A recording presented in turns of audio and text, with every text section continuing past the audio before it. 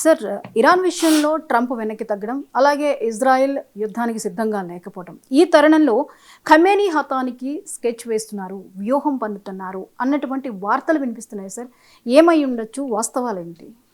Yes అండి. ఇప్పుడు Khamenei Khamenei ఏంటంటే ఖమేనీ హతానికి ముందు ఏంటంటే ఇప్పుడు అయతొల్లా అలీ ఖమేనీ ఈయన ఏంటంటే ఇప్పుడు ఇరాన్కి సుప్రీం లీడర్ అనమాట. అంటే ఆల్మోస్ట్ 1979 నుంచి షా ప్రభుత్వం కూలిపోయిన తర్వాత ఇస్లామిక్ రెవల్యూషనరీ గార్డ్స్ అధికారంలోకి వచ్చిన తర్వాత ఇరాన్ని ముందుకు నడిపించేది అయతొల్లా అలీ ఖమేనీ. ఈయన సుప్రీం లీడరు.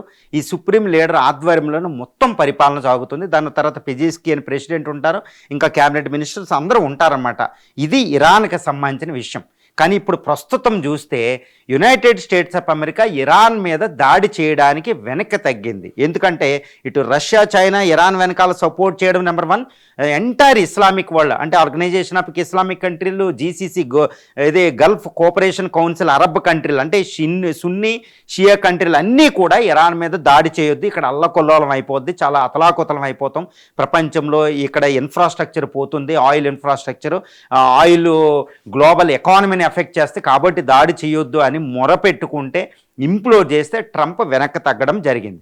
మరి ఇజ్రాయెల్ ఎప్పుడూ డేరింగ్ అండ్ డాషింగ్గా ఉంటుంది. ఇజ్రాయెల్ అసలు ఇరాన్ అంటేనే ఖైమ్తోని సంహరించాడు అనమాట. మొసాద్తో ఉపయోగించి అంతకుముందు అణుశాస్త్రవేత్తలని, డిఫెన్స్ మినిస్టర్ ఇలాంటి వాళ్ళని, ఐఆర్జీసీ సుప్రీం కమాండర్లను లేపేసింది అనమాట. ఈ అయతొల్లా ఖమేనీ కూడా బంకర్లోకి వెళ్ళి దాక్కోవడం జరిగింది. గత జూన్లో 12 రోజుల ఇరాన్ ఇజ్రాయెల్ యుద్ధంలో లేదా ఇరాన్ అమెరికా యుద్ధంలో ఖమేనీ ఎక్కడికి పారిపోయాడో కూడా తెలియదు అనమాట. అంత దారుణంగా ఆయన పారిపోయాడు. మరి ఇజ్రాయెల్ కూడా ఇప్పుడు వెనక్కి తగ్గింది, అమెరికా కూడా వెనక్కి తగ్గింది.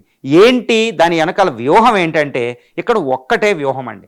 అసలు ఇరాన్ని ముందుకు తీసుకెళ్తున్న అయతొల్లా అలీ ఖమేనీ హతం చేసేస్తే అసలు ఇరాన్ని లీడ్ చేసేవాళ్ళు ఉండరు. అసలు ఇస్లామిక్ ప్రభుత్వానికి ఆయనే హెడ్ కాబట్టి ఆ హెడ్ని సంహరించేస్తే, ఇప్పుడు ఇజ్రాయెల్ ఒకసారి చెప్పింది అనమాట, స్నేక్ హెడ్ని సంహరించిన తర్వాత ఇంకా ఎక్కడ యుద్ధం చేస్తారనేది. అంటే అటు Mossad, United States of America, CIA target ఏంటంటే అయతొల్లా అలీ ఖమేనీని హతం చేయడమే.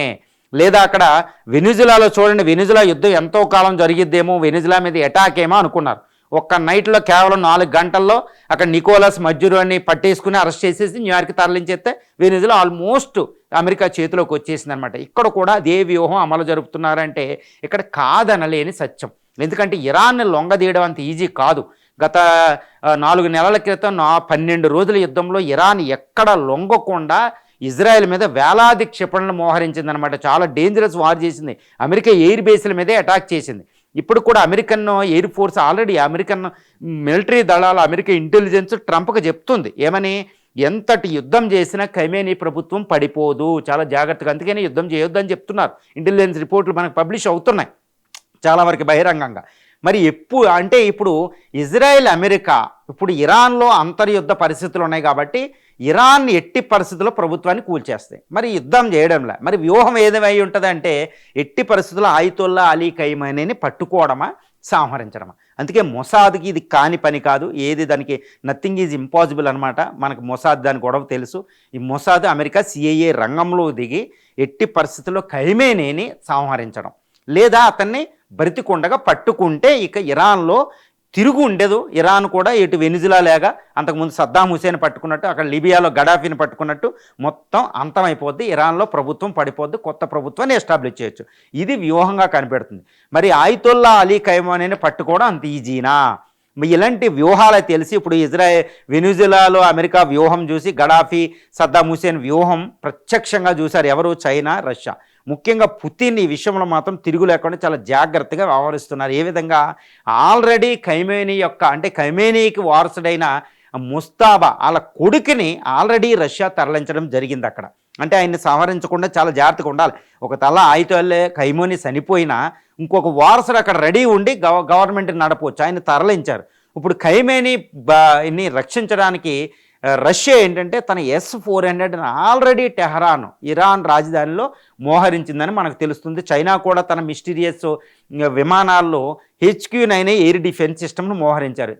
S-400 HQ-9 దాటుకుని, ముఖ్యంగా రష్యా S-400 దాటుకుని ప్రపంచంలో ఏ ఆధునిక యుద్ధ విమానం కూడా టెహరాన్ మీద బాంబు దాడి చేసి ఖైమేనీని సంహరించలేరు.